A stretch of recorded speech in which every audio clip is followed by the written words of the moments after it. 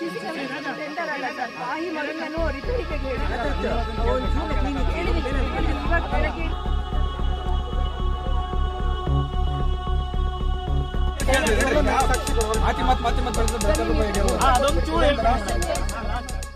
ಸ್ನೇಹಿತರೆ ನಮಸ್ಕಾರ.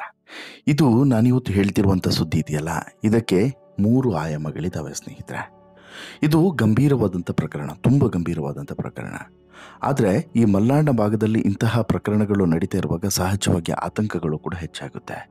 ಸ್ವತಃ ನಾವು ಕೂಡ ಮಲೆನಾಡಿನ ಭಾಗದವರಾಗಿದ್ದು ಇಂತಹ ಘಟನೆಗಳನ್ನು ಮೊದಲೆಲ್ಲ ನೋಡ್ತಿರಲಿಲ್ಲ. ಆದರೆ ಇತ್ತೀಚೆಗೆ ಇಂಥ ಘಟನೆಗಳನ್ನು ನೋಡ್ತಿರೋದು ಅತ್ಯಂತ ಖೇದಕರ, ಜೊತೆಗೆ ಆತಂಕಕಾರಿಯೂ ಕೂಡ ಹೌದು. ಕಾರಣ ಏನು ಅಂತ ಹೇಳಿದ್ರೆ, ಇನ್ನೂ ಕೂಡ ಬಾಳಿ ಬದುಕಬೇಕಾದಂಥ ವಯಸ್ಸದು. 14-16 ವರ್ಷದ ಮಕ್ಕಳು ಒಂದು ಕೆಟ್ಟ ನಿರ್ಧಾರಕ್ಕೆ ಹೋಗ್ತಾರೆ. ಅದು ಕೂಡ ಹಾಸ್ಟೆಲ್ನಲ್ಲಿದ್ದಂಥ ಮಕ್ಕಳು ಈ ರೀತಿಯಾದಂಥ ಕೆಟ್ಟ ನಿರ್ಧಾರಕ್ಕೆ ಹೋಗ್ತಾರೆ ಅಂತ ಹೇಳಿದ್ರೆ ಯಾರಿಗಾದರೂ ಕೂಡ ಆತಂಕ ಆಗಲೇಬೇಕು, ಆಗುವಂಥ ಘಟನೆ. ಈಗ ನಾನು ಹೇಳ್ತಾ ಇರೋದು ಬಹುಶಃ ಕೆಲವರಿಗೆ ಗೊತ್ತಿರುತ್ತೆ, ಕೆಲವರಿಗೆ ಗೊತ್ತಿರೋದಿಲ್ಲ. ಅದರಲ್ಲೂ ಕೂಡ ಮಲೆನಾಡು ಭಾಗದ ಜನರಿಗೆ, ವೀಕ್ಷಕರಿಗೆ ಗೊತ್ತಿರಬಹುದು. ಈ ವಿಡಿಯೋನ ಕೊಪ್ಪ ಮಲೆನಾಡು ಭಾಗದ ಯಾರಾದರೂ ಈ ವ್ಯೂವರ್ಸ್ಗಳು ನೋಡ್ತಾ ಇದ್ದರೆ ದಯವಿಟ್ಟು ನೀವು ಕಮೆಂಟ್ ಮಾಡಿ, ನಿಮ್ಮ ಅಭಿಪ್ರಾಯವನ್ನು ಕೂಡ ಶೇರ್ ಮಾಡಿ ಅಂತೇಳಿ ಹೇಳ್ತಾ, ನೀವು ಎಲ್ಲಿಂದ ನೋಡ್ತಿದ್ದೀರಾ, ಹಾಗೆಯೇ ನಿಮಗೆ ಈ ಕೇಸ್ನ ಬಗ್ಗೆ ಏನು ಅನಿಸುತ್ತೆ ಅನ್ನೋದನ್ನು ಕೂಡ ಕಮೆಂಟ್ ಮಾಡಿ ಅಂತೇಳಿ ಆರಂಭದಲ್ಲೇ ಹೇಳ್ತಾ, ಈಗ ವಿಚಾರಕ್ಕೆ ಬರೋದಾದರೆ, ಮೊನ್ನೆ ಭಾನುವಾರ ಬೆಳಗ್ಗೆ ಇದ್ದಕ್ಕಿದ್ದಂತೆ ಒಂದು ಮೆಸೇಜ್ ಬರುತ್ತೆ. ಏನು ಅಂತ ಹೇಳಿದ್ರೆ, ಕೊಪ್ಪದ ಮೊರಾರ್ಜಿ ದೇಸಾಯಿ ವಸತಿ ಶಾಲೆಯಲ್ಲಿ ಹಾಸ್ಟೆಲ್ನಲ್ಲಿ ಒಬ್ಬಳು ಹೆಣ್ಮಗಳು ವಿದ್ಯಾರ್ಥಿನಿ, ಆಕೆಯು ಕೂಡ ಜೀವವನ್ನು ತೆಕ್ಕೊಂಡಿದ್ದಾಳೆ ಅಂಥೇಳಿ, ಆಕೆ ಬಳಸ್ತಿದ್ದಂಥ ವೇಲ್ನಿಂದನೇ ಜೀವವನ್ನು ತೆಕ್ಕೊಂಡಿದ್ದಾಳೆ ಅನ್ನುವಂತಹ ಸುದ್ದಿ ಬರ್ತದೆ. ಈ ಸುದ್ದಿ ಇಮಿಡಿಯೇಟ್ಲಿ ಇಡೀ ಕೊಪ್ಪವನ್ನು ಮತ್ತು ಮಲೆನಾಡು ಭಾಗವನ್ನು ವ್ಯಾಪಿಸುತ್ತೆ. ಇನ್ನೂ ಕೂಡ ವಿಚಿತ್ರ ಏನು ಅಂತ ಹೇಳಿದ್ರೆ, ಆ ಹುಡುಗಿಯ ಮನೆ ಜಾಸ್ತಿ ದೂರ ಏನಿಲ್ಲ, ಇದೇ ಕೊಪ್ಪದ ಸಮೀಪ ಇರುವಂಥ ಕೊಪ್ಪ ತಾಲೂಕಿಗೆ ಬರುವಂತಹ ಬೊಂಬಲಾಪುರದ ಹೊಕ್ಕಳಿಕೆ ಅನ್ನುವಂಥ ಊರು, ಚಿಕ್ಕ ಹಳ್ಳಿ. ತಂದೆ ತಾಯಿಗಳು ಮಗಳಿಗೆ ಒಳ್ಳೆಯ ಭವಿಷ್ಯವನ್ನು ರೂಪಿಸಬೇಕು ಅನ್ನೋಂಥ ಕಾರಣಕ್ಕೋಸ್ಕರ ಇಲ್ಲಿಗೆ ಮೊರಾರ್ಜಿ ದೇಸಾಯಿ ಸ್ಕೂಲಿಗೆ ಕರ್ಕೊಂಬಂದು ಸೇರಿಸಿರ್ತಾರೆ. 9ನೇ ಕ್ಲಾಸ್ ಓದ್ತಾ ಕೂಡ ಇರ್ತಾಳೆ.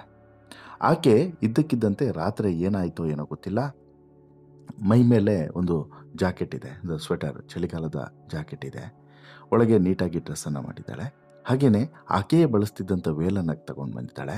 ವೇಲನ್ನು ತಗೊಂಡು ಬಂದು ಬಾತ್ರೂಮ್ಗೆ ಪಟ್ಟಿ ಏನು ಹಾಕಿರ್ತಾರೆ ನೋಡಿ, ಅಡ್ಡ ಪಟ್ಟಿ ಹಾಕಿರ್ತಾರಲ್ಲ, ಈ ಅಡ್ಡ ಪಟ್ಟಿಗೆ ಆಕೆ ಈ ವೇಲನ್ನು ಕಟ್ಬಿಟ್ಟು ಆಕೆ ಕೆಟ್ಟ ನಿರ್ಧಾರವನ್ನು ತೆಗೆದುಕೊಂಡು ಬಿಟ್ಟಿದ್ದಾಳೆ. ಆಕೆಯ ಪ್ರಾಣ ಪಕ್ಷಿ ಹಾರು ಹೋಗಿದೆ. ನೋಡೋದಕ್ಕೆ ತುಂಬ ಸಿಂಪಲ್ ಆದಂಥ ಘಟನೆ, ಆದರೆ ಅದರ ಹಿನ್ನೆಲೆ ಮಾತ್ರ ಅತ್ಯಂತ ಘೋರವಾಗಿದೆ, ಭಯಾನಕವಾಗಿದೆ. ಯಾಕೆ ಮುಂದೆ ನಿಮಗೆ ಅದನ್ನು ಹೇಳ್ತೀನಿ, ಆಯಿತಾ? ರಾತ್ರಿ ಈ ರೀತಿಯಾದಂತಹ ದುರ್ಘಟನೆ ನಡೆದಿದೆ. ಮುಂಜಾನೆ ಗೊತ್ತಾಗುತ್ತೆ, ಈ ರೀತಿ ಆಗಿದೆ ಅನ್ನೋದು ಮುಂಜಾನೆ ಗೊತ್ತಾಗುತ್ತೆ. ಇಮಿಡಿಯೇಟ್ಲಿ ಪೊಲೀಸ್ ಸ್ಟೇಷನ್ಗೆ ತಿಳಿಸ್ತಾರೆ, ಸ್ಥಳೀಯರೆಲ್ಲರೂ ಕೂಡ ಬರ್ತಾರೆ. ಕೇಳಿ ಅವತ್ತು ಭಾನುವಾರ ಬೇರೆ, ಪೋಷಕರೆಲ್ಲರೂ ಕೂಡ ಮಕ್ಕಳನ್ನು ಭೇಟಿ ಮಾಡೋದಕ್ಕೆ ಅಂತ ಹೇಳಿ ದೂರದ ಊರಿಂದ ಕೂಡ ಬಂದವರು ಸಾಕಷ್ಟು ಜನ ಇರ್ತಾರೆ. ಆದರೆ ಯಾರಿಗೂ ಕೂಡ ಇಂಥದ್ದೊಂದು ಘಟನೆ ನಡೆದಿದೆ ಅನ್ನೋದು ಗೊತ್ತಾಗೋದಿಲ್ಲ. ಆಕೆಯ ಹೆಸರು ಶಮಿತಾ ಅಂತೇಳಿ. ಆಕೆಯ ಈ ಮುದ್ದಾದಂಥ ಫೋಟೋವನ್ನು ನೋಡಿದ್ರೆ ಎಂಥವ್ರಿಗಾದರೂ ಕೂಡ ಒಂದು ಕ್ಷಣ ದಿಗ್ಭ್ರಮೆ ಆಗುತ್ತೆ. ಯಾಕಂತ ಹೇಳಿದ್ರೆ, ಇಷ್ಟು ಮುದ್ದಾಗಿರುವಂಥ ಹೆಣ್ಮಗಳು 15-16 ವರ್ಷಕ್ಕೆ ಇಂಥದ್ದೊಂದು ಕೆಟ್ಟ ನಿರ್ಧಾರವನ್ನು ಯಾಕೆ ತೆಗೆದುಕೊಂಡ್ಳು ಅನ್ನುವಂಥ ಪ್ರಶ್ನೆ ಸಹಜವಾಗಿ ಎಲ್ಲರಲ್ಲೂ ಕೂಡ ಮೂಡುತ್ತೆ. ಶನಿವಾರ ರಾತ್ರಿ ಚೆನ್ನಾಗಿದ್ದಂಥ ಹುಡುಗಿ ಬೆಳಗ್ಗೆ ಹೇಳುವಾಗ ಆಕೆ ಇಲ್ಲ, ಇಂಥದ್ದೊಂದು ಕೆಟ್ಟ ನಿರ್ಧಾರವನ್ನು ಆಕೆ ತಗೊಂಡುಕೊಂಡಿದ್ದಾಳೆ ಅಂತ ಹೇಳಿದ್ರೆ, ಇನ್ನು ಸುಮಾರು ಒಂದು 15-16 ವರ್ಷ ಸಾಕಿ ಬೆಳೆಸಿದಂಥ ತಂದೆ ತಾಯಿಯ ನೋವು ಎಲ್ಲವೂ ಕೂಡ ನಾವು ಎಕ್ಸ್ಪ್ಲೇನ್ ಮಾಡಲಿಕ್ಕೆ ಸಾಧ್ಯವಿಲ್ಲ. ಅಂತಹ ನೋವಿನ ನಡುವೆ ಅವರು ಒದ್ದಾಡ್ತಿದ್ದಾರೆ, ಸಹಜ ಅಲ್ವಾ? ಇನ್ನು ಇದೆಲ್ಲ ಆಯ್ತಲ್ಲ, ಇದೆಲ್ಲ ಆಗುವಾಗ ಮತ್ತೊಂದು ಘಟನೆ ಬೆಳಕಿಗೆ ಬರುತ್ತೆ. ಯಾವುದು? ಇದೇ ಹಾಸ್ಟೆಲ್ನಲ್ಲಿ ಇದೇ ರೀತಿ 2023ರಲ್ಲಿ ನಡೆದಂಥ ಒಂದು ಘಟನೆ ಕೂಡ ಬೆಳಕಿಗೆ ಬಂದುಬಿಡುತ್ತೆ. ಹೌದು, ಬಹುಶಃ ಈ ಘಟನೆಗೂ ಆ ಘಟನೆಗೂ ಇರುವಂಥ ಸಾಮ್ಯತೆಯನ್ನು ನೀವೇನಾದರೂ ನೋಡಿದ್ರೆ ನಿಮಗೂ ಕೂಡ ಆತಂಕ ಆಗ್ಬೋದು. ಯಾಕಂತ ಹೇಳಿದ್ರೆ, ಆ ರೀತಿ ಇದೆ, ಇಲ್ಲೇನೋ ಇದೆ ಅಂತ ಹೇಳ್ಬಿಟ್ಟು ನಿಮಗೂ ಕೂಡ ಅನ್ನಿಸ್ಬೋದು. ಅನ್ನಿಸ್ದೇ ಇರಲಾರ್ದೆ ಇರೋದಕ್ಕೆ ಚಾನ್ಸೇ ಇಲ್ಲ. 2023 ಜುಲೈ 27ಕ್ಕೆ ನಡೆದಂಥ ಘಟನೆ ಅದು. ಇದೇ ಮೊರಾರ್ಜಿ ದೇಸಾಯಿ ವಸತಿ ಶಾಲೆಯಲ್ಲಿ ವಿದ್ಯಾರ್ಥಿನಿ ಅನುಮಾನಾಸ್ಪದವಾಗಿ ಜೀವನ ತೆಕ್ಕೊಂಡಿದ್ಲು. ಇದೇ ಕೊಪ್ಪ ತಾಲೂಕಿನ ನಾರ್ವೆ ಗ್ರಾಮದ ಅಮೂಲ್ಯ ಅಂತೇಳ್ಬಿಟ್ಟು 14 ವರ್ಷ ಆಕೆಗೆ. ಈಕೆಯು ಕೂಡ ಶೌಚಾಲಯದ ಬಾಗಿಲಿನ ಮೇಲೆ ಹಾಕಿದಂಥ ಪಟ್ಟಿ, ಅದೇ ಪಟ್ಟಿ ಯಾರು ಈ ಹುಡುಗಿ ಶಮಿತಾ ಅನ್ನೋ ಹುಡುಗಿ ಜೀವನ ತೆಕ್ಕೊಂಡಿದ್ಲಲ್ಲ, ಅದೇ ಪಟ್ಟಿಯಲ್ಲಿ ಈ ಅಮೂಲ್ಯ ಅನ್ನುವಂಥ ಹುಡುಗಿಯು ಕೂಡ ಜೀವನ ತೆಕ್ಕೊಂಡಿದ್ಲು. ಆಕೆ ಇನ್ನೂ ಕೂಡ ಮುದ್ದಾಗಿದ್ಲು, ಈ ಅಮೂಲ್ಯ ಇನ್ನೂ ಕೂಡ ಮುದ್ದಾಗಿದ್ಲು. ಇಂಥ ಹುಡುಗಿ ಇಂಥದ್ದೊಂದು ನಿರ್ಧಾರವನ್ನು ತೆಗೆದುಕೊಂಡಿದ್ದಾಳೆ ಅಂತೇಳಿ ಕೇಳಿದ ತಕ್ಷಣ ಯಾರಿಗೂ ಕೂಡ ನಂಬಕ್ಕೆ ಆಗಲಿಲ್ಲ. ಆಮೇಲೆ 9ನೇ ಕ್ಲಾಸಲ್ಲೂ ಕೂಡ ಕಾಕತಾಳಿ ಅಂದರೆ ಆಕೆಯು ಕೂಡ ಓದ್ತಾ ಇದ್ದಂಥ ಹುಡುಗಿ. ಹೀಗಾಗಿ ಸಾಕಷ್ಟು ಅನುಮಾನ ಇತ್ತು, ಆಕೆಯ ಈ ಘಟನೆಯ ಬಗ್ಗೆ ಸಾಕಷ್ಟು ಅನುಮಾನ ಇತ್ತು. ಆದರೆ ನಂತರ ತನಿಖಾ ವರದಿ ಬಂತು, ಎಲ್ಲದೂ ಕೂಡ ಆಯಿತು, ಏನೂ ಇಲ್ಲ, ಆಕೆ ಮನನೊಂದು ಈ ರೀತಿ ಏನೋ ಒಂದು ಮಾನಸಿಕವಾಗಿ ಇದರಿಂದ ಈ ರೀತಿಯಾಗಿ ನಿರ್ಧಾರವನ್ನು ತೆಗೆದುಕೊಂಡಿದ್ದಾಳೆ, ಬೇರೆ ಏನೂ ಕೂಡ ಸಮಸ್ಯೆ ಇರಲಿಲ್ಲ ಅಂತೇಳಿ ಬಂತು. ಅನಂತರ ವಾರ್ಡನ್ ಬದಲಾವಣೆಯೂ ಕೂಡ ಆಯಿತು ಅಂತೇಳಿ ಹೇಳ್ತಾರೆ. ಒಂದಷ್ಟು ಆ ಕಡೆ ಈ ಕಡೆ ಗೊಂದಲಗಳಾಗ್ತವೆ. ಸುಮಾರು ಒಂದು 15 ದಿನ ಚರ್ಚೆ ನಡೆಯುತ್ತೆ, ನಂತರ ಅದು ಸೈಲೆಂಟ್ ಆಗುತ್ತೆ. ಈಗ ಈ ಇನ್ಸಿಡೆಂಟ್ ನಡೆದ ಬಳಿಕ ಈ ಚರ್ಚೆಗೆ ಮತ್ತಷ್ಟು ಪುಷ್ಟಿ ಬಂದಿದೆ, ಜೊತೆಗೆ ಜೀವ ಪಡ್ಕೊಂಡಿದೆ. ಅವತ್ತಿನ ಘಟನೆ ಇವತ್ತಿನ ಘಟನೆ ಎರಡೂ ಕೂಡ ಜೀವ ಪಡ್ಕೊಂಡಿದೆ. ಕಾರಣ ಏನು ಅಂತ ಹೇಳಿದ್ರೆ, ಅವತ್ತು ನಡೆದಂತಹ ಘಟನೆಯಲ್ಲೂ ಕೂಡ ಇದೇ ರೀತಿಯಾಗಿತ್ತು, ಇದೇ ಪಟ್ಟಿ, ಇದೇ ರೀತಿ ಹೆಣ್ಮಗಳು ಕೆಟ್ಟ ನಿರ್ಧಾರವನ್ನು ತೆಗೆದುಕೊಂಡ್ಳು. ಇವತ್ತು ಕೂಡ ಅದೇ ನಿರ್ಧಾರವನ್ನು ತೆಗೆದುಕೊಂಡ್ಳು. ಇನ್ನು ಇಲ್ಲಿ ಕೆಲವೊಂದಷ್ಟು ವಿಚಾರಗಳನ್ನು ಗಮನಿಸಬೇಕು. ಆದರೆ ನಮ್ಮ ದುರಾದೃಷ್ಟ ನೋಡಿ, ಮಲೆನಾಡು ಭಾಗದವರು ದುರಾದೃಷ್ಟ, ಅದರಲ್ಲೂ ಕೂಡ ಚಿಕ್ಕಮಗಳೂರು ಜಿಲ್ಲೆಯ ದುರಾದೃಷ್ಟ ಅಂತ ಹೇಳಿದ್ರೆ, ಚಿಕ್ಕಮಗಳೂರಲ್ಲಿ ಅಷ್ಟೂ ಸ್ಥಾನವನ್ನು ಕೂಡ ಗೆದ್ದಿರುವಂಥದ್ದು ಕಾಂಗ್ರೆಸ್ ಪಕ್ಷದವರು. ಕಾಂಗ್ರೆಸ್ ಸರ್ಕಾರ ಅಧಿಕಾರದಲ್ಲಿದೆ. ಇದೇ ಶೃಂಗೇರಿಯಲ್ಲಿ ಟಿ ಡಿ ರಾಜೇಗೌಡ ಅಂತ ಹೇಳ್ಬಿಟ್ಟು ಶಾಸಕರು ಕೂಡ ಇದ್ದಾರೆ ಕಾಂಗ್ರೆಸ್ ಪಕ್ಷದಿಂದನೇ. ಟಿ ಡಿ ರಾಜೇಗೌಡರಿಗೆ ಮಾತ್ರ ಇದುವರೆಗೂ ಕೂಡ ಆ ಸ್ಕೂಲಿಗೆ ಹೋಗೋದಕ್ಕಾಗಲಿ, ಅಥವಾ ಆ ಸ್ಕೂಲಿನ ಪರಿಸ್ಥಿತಿಯನ್ನು ವಿಚಾರಿಸೋದಕ್ಕಾಗಲಿ, ಅಥವಾ ಆ ಕುಟುಂಬಸ್ಥರಿಗೆ ಸಾಂತ್ವನ ಹೇಳೋದಕ್ಕಾಗಲಿ ಪುರ್ಸೋದು ಸಿಕ್ಕಿಲ್ಲ. ಇದುವರೆಗೂ ಕೂಡ ಹೋಗಿಲ್ಲ. ನೀವು ನಂಬ್ತಿರೋ ಬಿಡ್ತಿರೋ, ಇದುವರೆಗೂ ಕೂಡ ಒಬ್ಬ ಸಿಟ್ಟಿಂಗ್ MLA ಹೋಗಲಿಲ್ಲ. ಇನ್ನು ಆ ನಿಗಮ ಮಂಡಳಿ ಅಧ್ಯಕ್ಷರು ಕೂಡ ಮಹತ್ವರದಂಥ ಜವಾಬ್ದಾರಿ ಇರುವಂಥದ್ದು. ಅವರನ್ನು ನಂಬಿ ಓಟ್ ಹಾಕಿದಂಥ ಜನರು ಯಾಕಾದರೂ ಇವತ್ತು ಓಟ್ ಹಾಕಿದ್ವಿ ಅಂತೇಳಿ ಹಿಡೀ ಶಾಪವನ್ನು ಹಾಕುವಂಥ ಪರಿಸ್ಥಿತಿ ನಿರ್ಮಾಣ ಆಗಿದೆ ಸ್ನೇಹಿತರೆ. ಇದನ್ನು ನಿಮಗೆ ಅತ್ಯಂತ ಆಕ್ರೋಶಭರಿತವಾಗಿ ಹೇಳ್ತಾ ಇರುವಂಥ ಮಾತುಗಳು. ಇದನ್ನು ನಾನು ನಿಮಗೆ ಅತ್ಯಂತ ನೋವಿನಲ್ಲಿ ಹೇಳ್ತಿರುವಂಥದ್ದು. ಯಾಕಂತ ಹೇಳಿದ್ರೆ, ಈ ಒಬ್ಬ ಸಿಟ್ಟಿಂಗ್ MLA, ಅದು ಯಾವುದೇ ಪಕ್ಷ ಇರಲಿ, ಯಾವುದೇ ವ್ಯಕ್ತಿಯಾಗಿರಲಿ, ಇಂತಹ ದುರ್ಘಟನೆಗಳು ನಡೆದಾಗ, ಅದು ಕೂಡ ಸ್ಕೂಲು ಕಾಲೇಜುಗಳಲ್ಲಿ ಇಂಥ ದುರ್ಘಟನೆಗಳು ನಡೆದಾಗ ವಿತಿನ್ ಎ ಸೆಕೆಂಡ್ ಅಲ್ಲಿ ಇರಬೇಕು. ಅದು ಎಲ್ಲಾದರೂ ಇರಲಿ ರೀ, ಎಂಥದೇ ಪರಿಸ್ಥಿತಿಯಲ್ಲೇ ಇರಲಿ, ವಿತಿನ್ ಎ ಸೆಕೆಂಡ್ ಅಲ್ಲಿ ಇರಬೇಕು. ಅದಕ್ಕೆ ಜನಪ್ರತಿನಿಧಿ ಅಂತ ಹೇಳೋದು. ಎಲ್ಲೋ ಮೈ ಬೆಚ್ಚಗೆ ಮಾಡ್ಕೊಂಡು AC ರೂಮಲ್ಲಿ ಕೂರೋದು, ಅದೆಲ್ಲ ಜನಪ್ರತಿನಿಧಿಯ ಕೆಲಸ. ಟಿ ಡಿ ರಾಜೇಗೌಡ ಬರಲಿಲ್ಲ, ಇನ್ನೂ ಕೂಡ ಹೋಗಲಿಲ್ಲ. ಅಲ್ಲಿಗೆ ಹೋಗಿದ್ದು ಯಾರು ಗೊತ್ತಾ? ಪಕ್ಕದ್ದು ತೀರ್ಥಹಳ್ಳಿ ಕ್ಷೇತ್ರದ ಮಾಜಿ ಶಾಸಕ, ಮಾಜಿ ಸಚಿವ ಕಿಮ್ಮನೆ ರತ್ನಾಕರ್ ಹೋಗ್ತಾರೆ. ಅವರು ಸರ್ಕಾರದ ಪರವಾಗಿ ಇವರ ಮನವಿಯನ್ನು ಸ್ವೀಕರಿಸ್ತಾರೆ, ಅಹವಾಲನ್ನು ಸ್ವೀಕರಿಸ್ತಾರೆ. ಅಲ್ಲಿನ ಸ್ಥಳಗಳನ್ನು ಪರಿಶೀಲನೆ ಮಾಡ್ತಾರೆ.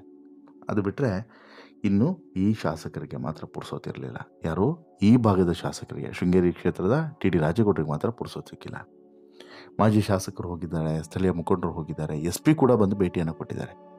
SP ಕೂಡ ಬಂದು ಭೇಟಿಯನ್ನು ಕೊಟ್ಟು ಅಲ್ಲಿನ ವ್ಯವಸ್ಥೆಗಳನ್ನು ಪರಿಶೀಲನೆ ಮಾಡಿ ಹೋಗಿದ್ದಾರೆ. ಇನ್ನು ಇದಿಷ್ಟು ಈ ಘಟನೆಯ ಒಂದಷ್ಟು ವಾಸ್ತವ ಅಂಶಗಳಾದರೆ, ಇನ್ನೊಂದು ಆಯಾಮ ಇದೆ. ಈಗ ಬರ್ತೇನೆ ನೋಡಿ. ಸೇಮ್ ಪೊಸಿಷನ್ 2023 ಆಗಿದ್ದು ಕೂಡ ಸೇಮ್ ಪೊಸಿಷನ್, ಸೇಮ್ ಕ್ಲಾಸ್, ಹೆಚ್ಚು ಕಡಿಮೆ ಸೇಮ್ ಏಜು. ಈಗ 2025 ಆಗಿದ್ದು ಕೂಡ ಸೇಮ್, ಆಮೇಲೆ ಸೇಮ್ ಮಂತ್, ಜುಲೈ, ದಿನಗಳು ಆಚೆ ಇದೆ, but same month, same position, same type, ಅದೇ ರಾಡು, ಅದೇ ರೀತಿಯಾದಂಥ ಬಟ್ಟೆ, ಅದೇ ರೀತಿಯಾದಂತಹ ವೇಲು. ಆಯಿತಾ? ಇನ್ನು ಕಳೆದ ವರ್ಷದ ಒಂದು ಫೋಟೋದಲ್ಲಿ ಆಕೆ ಕಾಲು ಸ್ವಲ್ಪ ನೆಲಕ್ಕೆ ಟಚ್ ಆಗಿತ್ತು. ಈ ವರ್ಷದ ಫೋಟೋದಲ್ಲಿ ಆ ರೀತಿಯನ್ನು ಕಾಣಿಸ್ತಿಲ್ಲ. ಬಟ್ ಆದರೆ ಈ ವರ್ಷ ಇದ್ದಂಥ ಹೆಣ್ಮಗಳು ಯಾಕೆ ಈ ರೀತಿ ನಿರ್ಧಾರವನ್ನು ತೆಗೆದುಕೊಂಡ್ಳು ಅಂತ ಹೇಳಿಬಿಟ್ಟು ಇನ್ನೂ ಕೂಡ ಯಾರಿಗೂ ಕೂಡ ಗೊತ್ತಿಲ್ಲ. ತನಿಖಾ ವರದಿ ಬರೋದಕ್ಕೆ ಸ್ವಲ್ಪ ಟೈಮ್ ತಗೊಳುತ್ತೆ, ಯಾರಿಗೂ ಕೂಡ ಗೊತ್ತಿಲ್ಲ. ಆದರೆ ಇಂಥ ಘಟನೆಗಳು ಯಾಕೆ ನಡೀತಿದೆ ಅನ್ನುವಂಥದ್ದಕ್ಕೆ ಎಲ್ಲರೂ ಕೂಡ ಉತ್ತರವನ್ನು ಬಯಸ್ತಿದ್ದಾರೆ.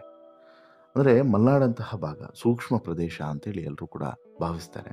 ಆಮೇಲೆ ತುಂಬ ಸಾಫ್ಟ್ ಜನ, ಬೇರೆ ಭಾಗದವ್ರ ರೀತಿ ಅಲ್ಲ, ತುಂಬ ಸಾಫ್ಟ್ ಜನ, ತುಂಬ ಆತ್ಮವಿಶ್ವಾಸ, ದೃಢ ಸಂಕಲ್ಪವನ್ನು ಇರುವಂತಹ ಶ್ರಮಿಕ ವರ್ಗವೂ ಕೂಡ ಇರುವಂತಹ ಜನ. ಹೀಗಿರುವಂತಹ ಕಡೆ ಇಂಥದ್ದೊಂದು ಈ ವೀಕ್ ಮೆಂಟಾಲಿಟಿಗಳು ಯಾಕೆ ಬರ್ತಿದ್ದಾವೆ, ಅದರಲ್ಲೂ ಕೂಡ ಮಕ್ಕಳಲ್ಲಿ ಯಾಕೆ ಬರ್ತಿದ್ದಾವೆ ಅನ್ನೋದು ಈ ಪ್ರಶ್ನೆಗೆ ಉತ್ತರ ಸಿಗಲೇಬೇಕು. ಅದ್ರ ಜೊತೆಗೆ ಈ ರೀತಿಯಾದಂಥ ಪ್ರಕರಣಗಳು ಪದೇ ಯಾಕೆ ನಡೀತಿದ್ದಾವೆ, ಅದು ಕೂಡ ಒಂದೇ ಆಯಾಮದಲ್ಲಿ. ಅಂದರೆ ಬೇರೆ ಏನಾದರೂ ನೆಗೆಟಿವ್ ಎನರ್ಜಿಯ ಅಲ್ಲಿ ಕೆಲಸಗಳು ಅಲ್ಲಿ ಆಗ್ತಿದ್ದಾವ ಅನ್ನೋದು ಕೂಡ ಬೇಕಾಗುತ್ತೆ, ಉತ್ತರ ಪಡಿಬೇಕಾಗುತ್ತೆ. ಯಾಕಂತ ಹೇಳಿದ್ರೆ ಅಂಥದ್ದೊಂದು ಅನುಮಾನ ವ್ಯಕ್ತವಾಗೋದು ಸಹಜ. ಸೇಮ್ ಪ್ಲೇಸು, ಸೇಮ್ ಜಾಗ, ಸೇಮ್ ರೀತಿ, ಎಲ್ಲದೂ ಕೂಡ ಸೇಮ್ ಅಂತೇಳಿ ಹೇಳಿದಾಗ ಈ ರೀತಿಯಾದಂಥ ಅನುಮಾನ ಬರೋದು ಕೂಡ ಸಹಜ.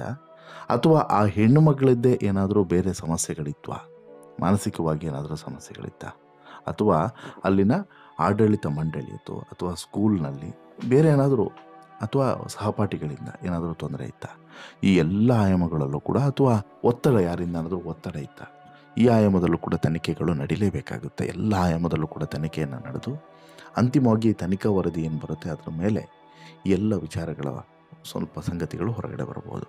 ಏನಾಗಿದೆ ಏನು ಅಂತ ಹೇಳ್ಬಿಟ್ಟು ಮೇಲ್ನೋಟಕ್ಕೆ ತುಂಬ ಸಿಂಪಲ್ ಅಂತೇಳಿ ಅನ್ನಿಸ್ತಿದೆ, ಬಟ್ ಒಳಗೆ ಹೋದಷ್ಟು ಕೂಡ ಮರ್ಮಗಳು ಬೇರೆ ಬೇರೆ ಆಯಾಮವನ್ನು ಪಡಿತಿರೋದು ಮಾತ್ರ ಸತ್ಯ. ಮತ್ತು ದುರಂತವು ಕೂಡ.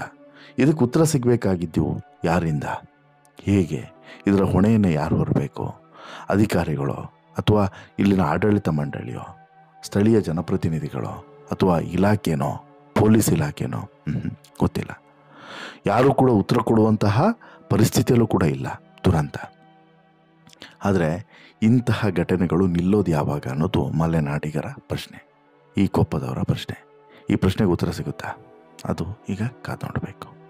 ಒಟ್ಟಾರೆ ನಿಮಗೆ ಅನಿಸುತ್ತೆ ಸ್ನೇಹಿತರೆ, ಈ ಎಲ್ಲ ಬೆಳವಣಿಗೆಗಳನ್ನು ಗಮನಿಸಿದಾಗ, ಸೂಕ್ಷ್ಮವಾಗಿ ಗಮನಿಸಿದಾಗ ಏನು ಅನ್ನಿಸ್ತಿದೆ, ಇಲ್ಲಿ ಏನು ನಡೀತಿರಬಹುದು ಅಂತೇಳಿ ನಿಮ್ಮ ಮನಸ್ಸಿಗೆ ಬರ್ತಿರುವಂಥ ಭಾವನೆ ಏನು? ದಯವಿಟ್ಟು ಕಮೆಂಟ್ ಮಾಡಿ ತಿಳಿಸಿ.